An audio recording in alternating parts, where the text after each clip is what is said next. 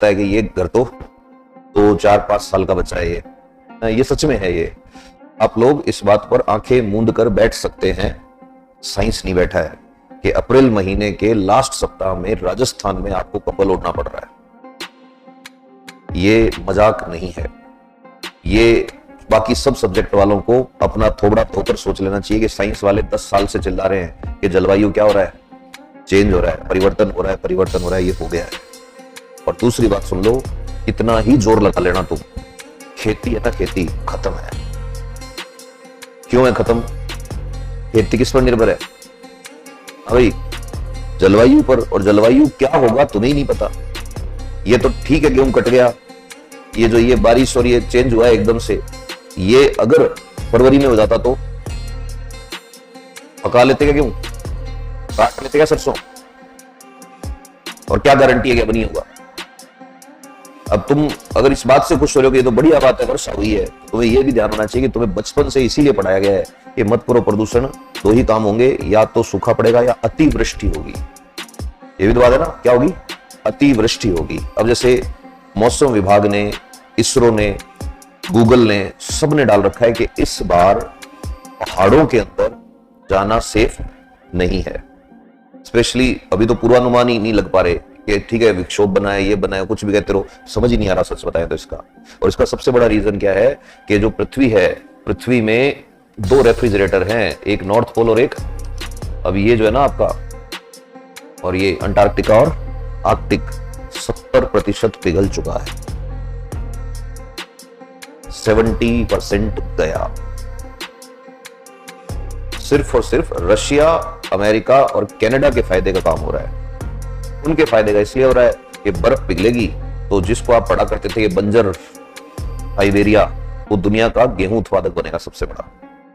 और तुम्हारे साथ वही होगा जो मेडागास्कर के साथ हुआ, पता है ना? मेडागास्कर एक ऐसी कंट्री, उस मेडागास्कर के लिए कहा जाता था कि स्वर्ग है। हॉलीवुड में फिल्में बनी हुई हैं, उनका नाम ही क्या है? मेडागास्कर।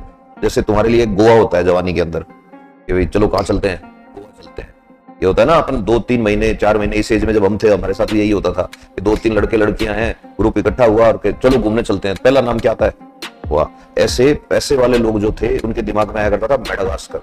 क्यों? ये स्वर्ग है। अब मेडागास्कर की डेमोग्राफी सुनो। मेडागास्कर की 56% जनसंख्या कृषि पर निर्भर थी। कितनी? 56। कुछ सिमिलरिटी मिलेगी तुम्हें किसी देश के साथ। मेडागास्कर की खेती को मॉनसून का जुआ कहा जाता था। मेडागास्कर की खेती को क्या कहा जाता था? मॉनसून का जुआ कहा जाता था। मेडागास्कर में वनीला, कॉफी और बहुत सारी फसलें हुआ करती थी जो कमर्शियल क्रॉप्स थी। और मेडागास्कर में पानी के लिए वो लोग निर्भर थे नदियों पर। अब मेडागास्कर में हाल ये हो चुका है, नदियां क्या हो चुकी है? सूख चुकी हैं। पूरी नदियां सूख चुकी हैं। मेडागास्कर के हाथ में सिर्फ और सिर्फ भूखमरी बची है। ये पहला देश है। मालदीव को यह पता है कि 2050 के बाद मालदीव नहीं बचेगा। ये दूसरी बात क्यों कह रहा हूं मैं इतने बड़े देश के लिए, कि जिस स्तर से ये सब चल रहा है, अगर अब इसे रोक भी दिया जाए तो भी मालदीव मैक्सिमम 20 साल रहेगा। उस पूरे देश के ऊपर क्या चढ़ जाएगा? नहीं चढ़ जाएगा। आपको भूगोल अगर 2070 में मैं पढ़ाऊंगा तो मैं ये पढ़ाऊंगा कि भारत में पहले 2 उपजाऊ मैदान हुआ करते थे जिन्हें उत्कल और विंध्य कहा जाता था, और ये उसी प्रकार जल में समा गए जिस प्रकार द्वारका नगरी समाई थी। ओरिजिनल द्वारका कहां है? कहां है? पानी के अंदर है। ये तो मूसड़ लोग हैं, जाके ऊपर जो बाद में मंदिर बना उसको जाके धोख मार के हम कहां जाए? द्वारका जाएगा। ओरिजिनल अंदर है। आपको वो पहनना पड़ेगा, मास्क, ऑक्सीजन मास्क, सिलेंडर लेना पड़ेगा, डाइविंग आनी चाहिए आपको, एक इंस्ट्रक्टर होना चाहिए, अच्छी सी टॉर्च हो आपके पास, 2-2.5 लाख रुपए का बजट हो, तब आपको दिखेगी क्या? द्वारका। वो द्वारका जहां के द्वारकाधीश थे, वो क्यों डूब गई? ऐसे ही साउथ इंडिया का इतिहास ढंग से अगर पढ़ोगे तो उसमें आता है संगम साहित्य। संगम साहित्य में 14 स्थानों का जिक्र है जो आज है ही नहीं। ये तो पता पड़ा होगा ना। और वो उन स्थानों का जिक्र है जो पूरे आबाद शहर हुआ करते थे। 4 या 6 बंदरगाह ऐसे जिनका जिक्र आता है, कहां है आज? अंदर है। इसका कारण क्या है? लगातार हिम पिघलेगी जल स्तर जल स्तर बढ़ेगा, जल स्तर बढ़ेगा, किनारे क्या होते जाएंगे, डूबते जाएंगे, डूबते जाएंगे, डूबते जाएंगे। अब ये जो क्लाइमेट चेंज हो रहा है, ये सब जो हो रहा है, इस पे हो सकता है बहुत सारे लोग खामोशी से बैठे हो, बढ़िया यार ठंड हो रखी है। हर एजुकेटेड आदमी को प्रे करनी चाहिए भगवान से, खुदा से, वाहिगुरु से कि यार माफ कर दे हमारे कर्मों को, थोड़े दिन और जी लेते। क्योंकि ये जो जिस हिसाब से साइकिल घूम रहा है, एक आध बार और घुमाना तो ये बफर स्टॉक और ये पॉली हाउस और फलान डिमांड ये सारे क्या होंगे, धरे रह जाएंगे। तुम इस बात में प्रसन्न हो रहे हो कि पांचवी बड़ी अर्थव्यवस्था बनने जा रहे हैं, हम इस बात में चिंतित हो रहे हैं साइंस वाले कि खिलाओगे क्या। क्योंकि आपकी अर्थव्यवस्था आज भी किस पर डिपेंडेंट है, नदियों पर। और नदियां कहां से आ रही हैं, ग्लेशियर से। और ग्लेशियर किस पे डिपेंड करते हैं, टेम्परेचर पे। अगर टेम्परेचर बढ़ा, ग्लेशियर क्या होंगे, पिघलेंगे। पिघलेंगे तो दो ही काम होंगे, या तो इतना पानी आएगा कि संभाल नहीं पाओगे। जैसे वो केदारनाथ ट्रेजेडी ध्यान है ना, क्या था, एक झील फटी थी, बस एक झील का बांध फटा था एक साइड का। और वो वीडियो देखना आज भी, एक झील का बांध फट के ये हाल हो जाता है कि 13,000 लोग लापता है आज 10 साल बाद भी। एग्जैक्टली 10वां साल है ये। तो लापता तो क्या है, सबको पता है क्या हुआ है उनके साथ। तो हम तो गंगोत्री ग्लेशियर की बात कर रहे हैं। सिर्फ गंगोत्री पिघल जाए तो 8 किलोमीटर ऊंचा पानी चढ़ जाएगा।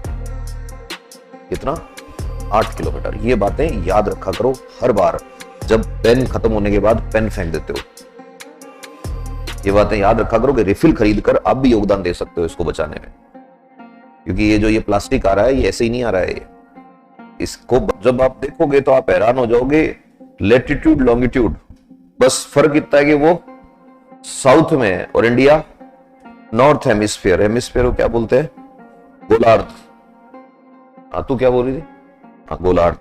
तो और हमारे यहाँ मानसून ऐसे आता है और उनके यहाँ मानसून ऐसे जाता था। बिल्कुल बर्बाद हो गया है वो कंट्री।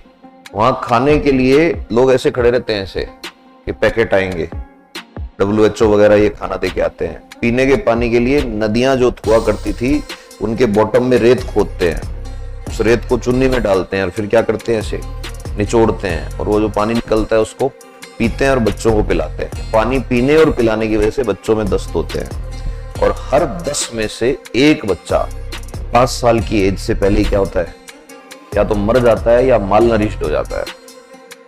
और ये वही देश है जहां पर लोग ये ऐसे बोतल में पानी पिया करते थे।